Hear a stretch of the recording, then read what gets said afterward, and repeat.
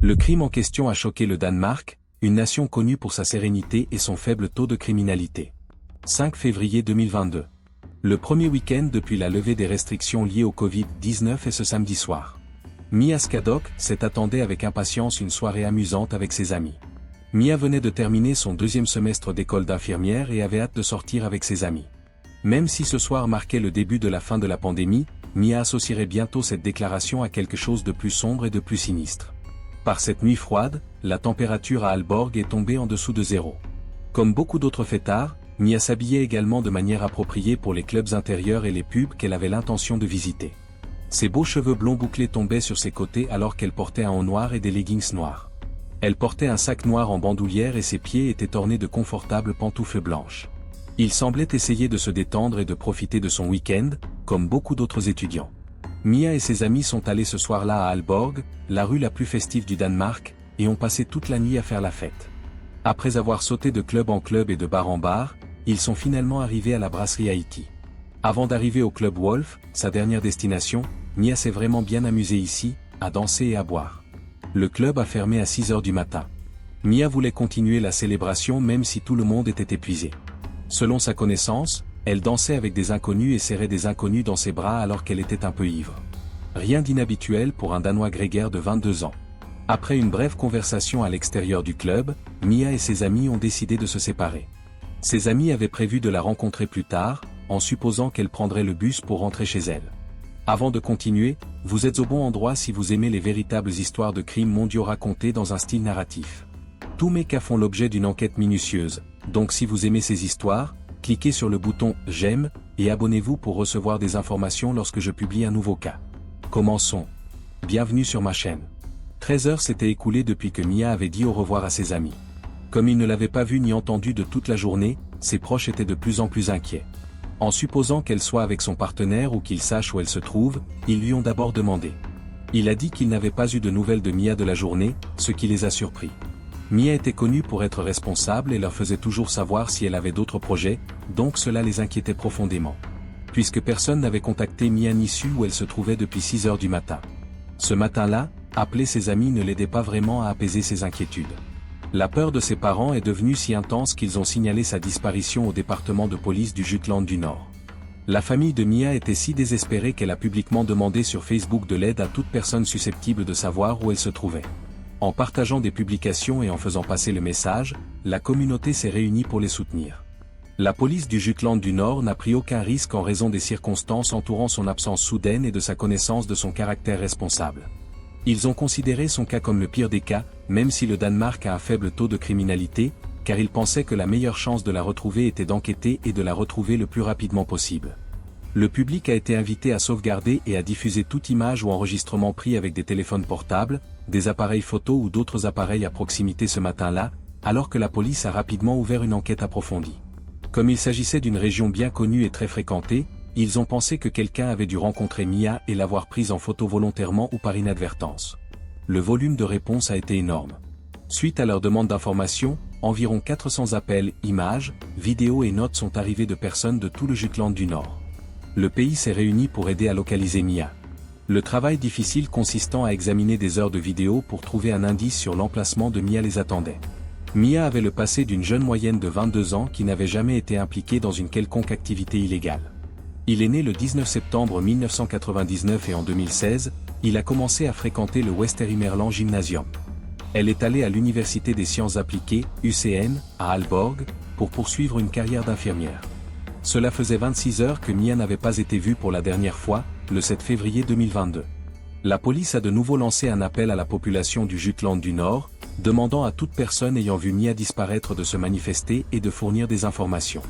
Pendant ce temps, ils ont examiné attentivement la vidéo récupérée à proximité.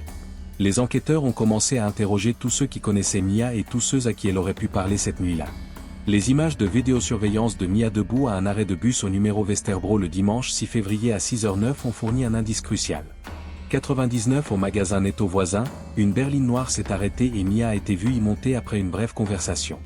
Le prochain bus n'arriverait qu'à 7 h 35, près de 90 minutes plus tard.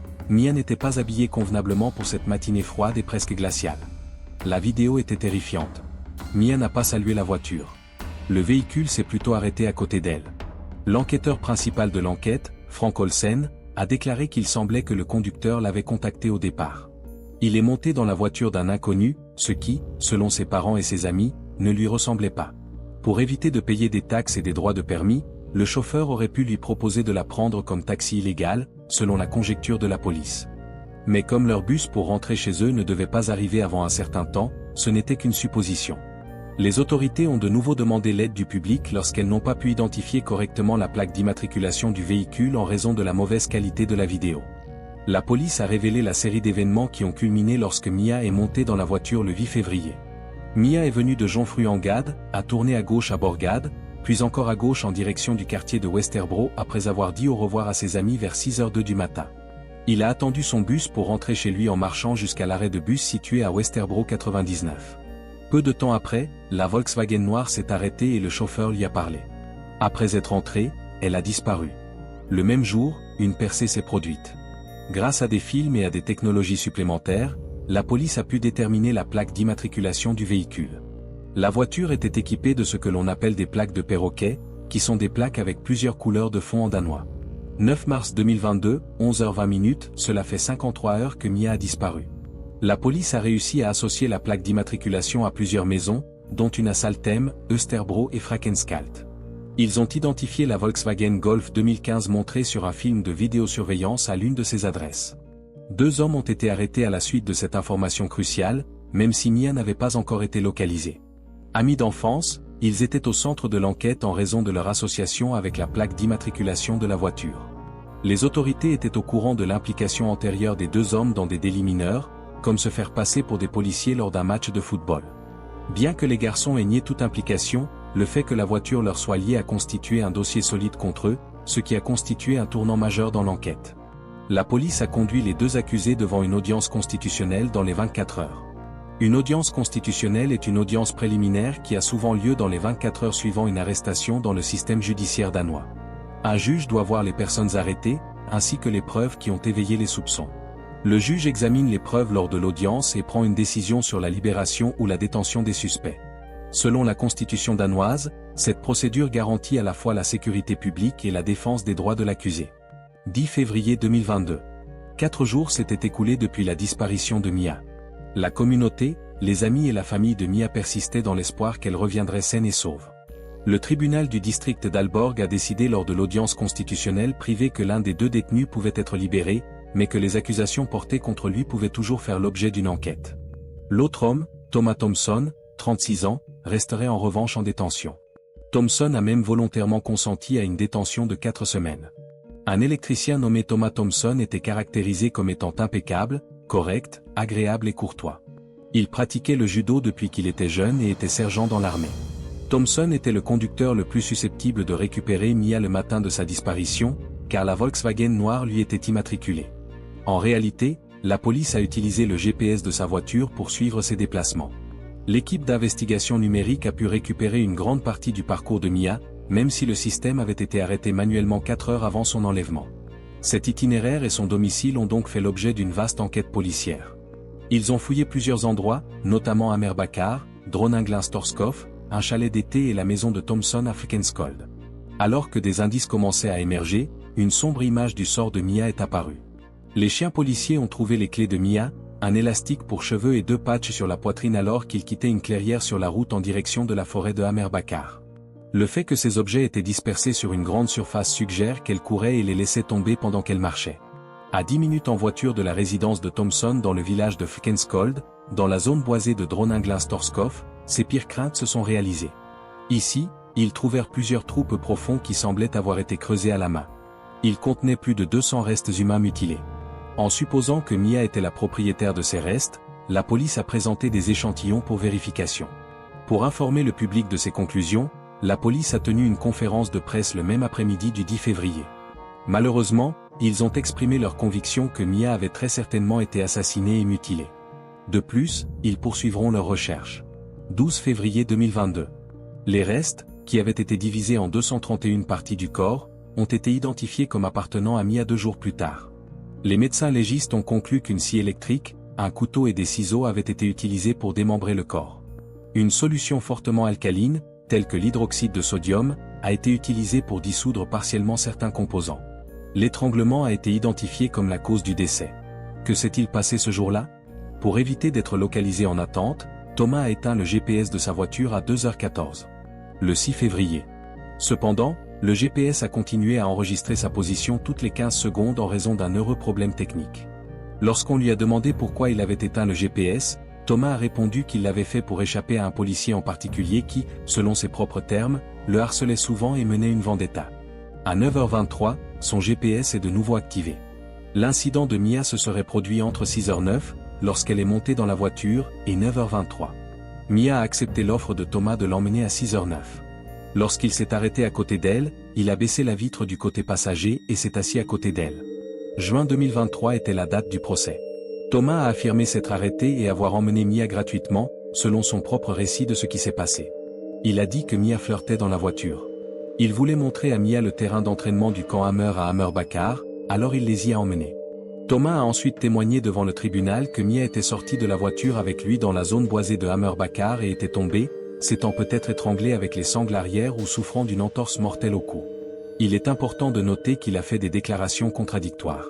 Elle n'est tombée et n'a trébuché que bien plus tard, comme l'indiquaient ses premières affirmations, mais, selon ses déclarations ultérieures, elle l'a fait après être sortie de sa voiture.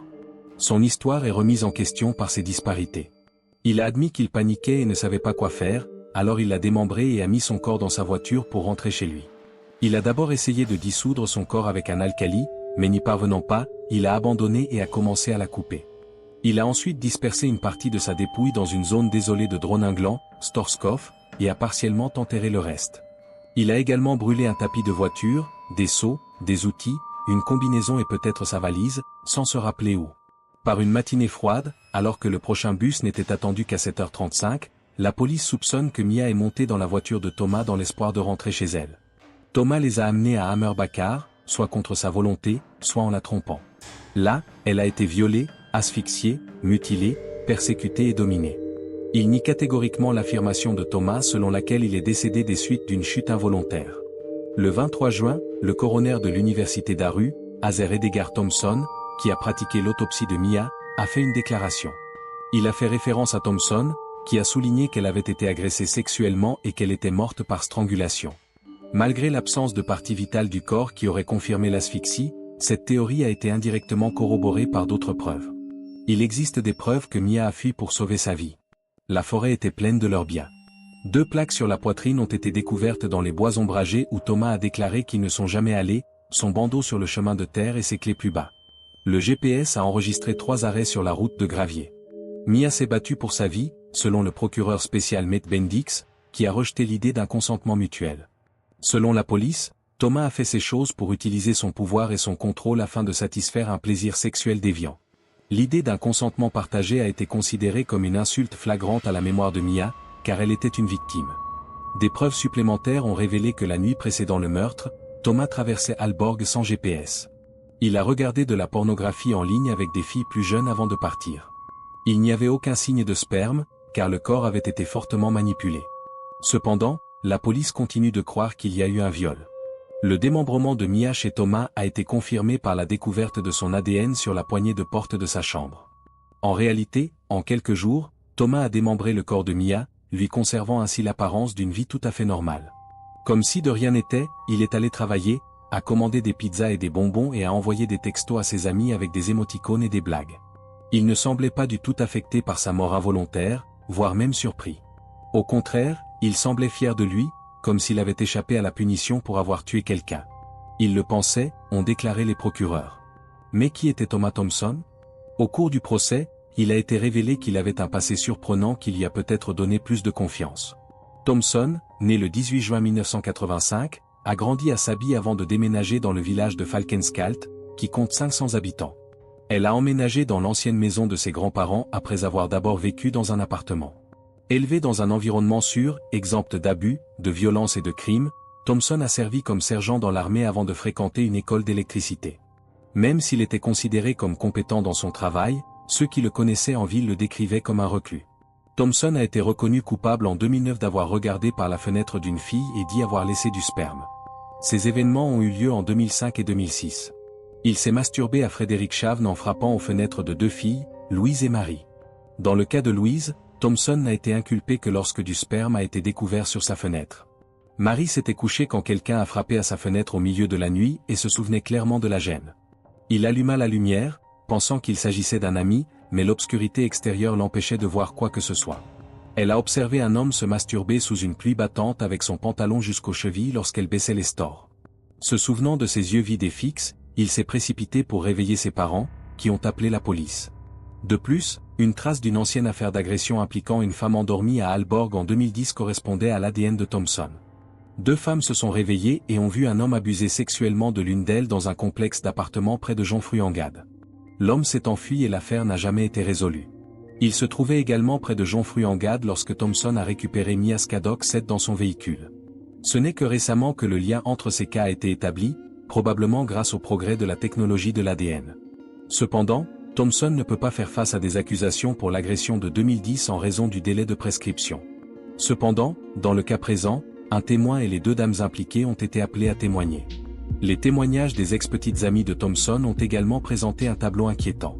Ils ont expliqué sa transformation rapide de doux et courtois à dominateur, arrogant et rusé. Il exigeait son chemin et se mettait en colère s'il ne l'obtenait pas. Son ami d'enfance a confirmé ce comportement. Les ex-petites amies ont également décrit avoir été surveillées pendant et après leur relation, avoir menti sur leur âge et avoir eu un comportement sexuel inapproprié. Selon le témoignage d'une femme, il l'aurait forcée à se déshabiller devant un radiateur. Une autre a affirmé que lorsqu'elle avait mis fin à leur relation, il lui avait coupé les conduites de frein. Thompson a été reconnu coupable de cela en 2010. Une 3e dame a découvert une feuille Excel répertoriant les femmes et leurs activités sexuelles certains jours. Thomas Thompson a seulement admis avoir manipulé un cadavre de manière indécente et a plaidé non coupable des accusations de viol et d'homicide involontaire. Au-delà de ces allégations de relations mutuelles, le tribunal n'a pas été en mesure de découvrir suffisamment de preuves pour établir qu'il avait violé Mia ou l'avait exposée à des interactions sexuelles. En conséquence, il a été simplement reconnu coupable de tentative de viol. Les seules personnes qui connaissent les événements précis qui se sont déroulés ce matin-là dans la région forestière abandonnée de Hamur-Bakar sont le meurtrier Thomas Thompson et sa victime, Mia Skadok-Stefan. Après avoir passé plusieurs heures à rouler à la recherche d'une éventuelle victime, il a piégé la jeune femme quelque peu ivre dans sa voiture et l'Y a emmené. Thomas Thompson, électricien aujourd'hui âgé de 38 ans, a été reconnu coupable en juin 2023 du meurtre de Mia Skadok-Stefan. En outre, il a été reconnu coupable de traitements inappropriés du corps et de tentative de viol. Sur la base d'une évaluation mentale menée tout au long de l'affaire, le tribunal a déterminé que Thompson avait des circonstances extrêmement aggravantes et l'a condamné à la détention provisoire. Selon le Conseil de médecine légale, il est contrôlant, rusé et ne pense pas à la culpabilité. Il est très probable que les crimes violents et les crimes immoraux se reproduiront. Ils ont conclu que Thompson, s'il était reconnu coupable du crime, représentait un risque sérieux pour la vie, l'intégrité physique et la santé d'autrui. Quant aux allégations de tentative de viol et de meurtre, Thompson reste ferme dans son innocence. Immédiatement après sa condamnation, il a fait appel devant la haute cour. Elle espère une réduction de peine ou un acquittement et espère entendre la décision sur son appel fin mai 2024. Les parents de Mia ont courageusement remercié la communauté pour son soutien massif malgré la tragédie. Nous apprécions tous vos vœux et vos prières, mais nous ne voulons pas de fleurs, ont-ils écrit. Hello s'est à prodiguer des mots d'encouragement à vivre et à être fort, car cette affaire avait semé la peur chez de nombreuses personnes qui ont quitté leur domicile après la quarantaine. Même face à une telle tragédie et à un tel danger, a-t-il déclaré, nous pouvons tous apprendre quelque chose. À la suite de cet événement, l'inquiétude s'est accrue quant à l'installation de davantage de caméras de surveillance dans le centre-ville.